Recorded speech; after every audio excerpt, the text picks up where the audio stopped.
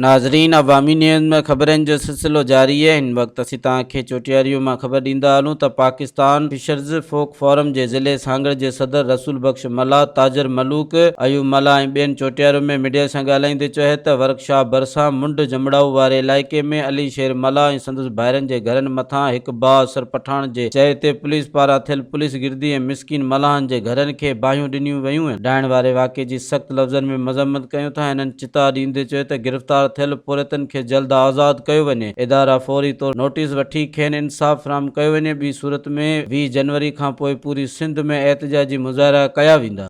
मुंड जमड़ाऊ ते अली शेर मलाह जे ॻोठ ते हमिलो कयो आहे, हुकूमत कयो आहे, पुलिस ऐं पठाण कयो आहे। उन जे लाइ असीं मुज़म्मत कयूं था ऐं असीं अॼु ऐलान था कयूं त इन जे माना पुलिस ऐं पठाण जे ख़िलाफ़ु असीं जिदोजहद जो ऐलान था कयूं।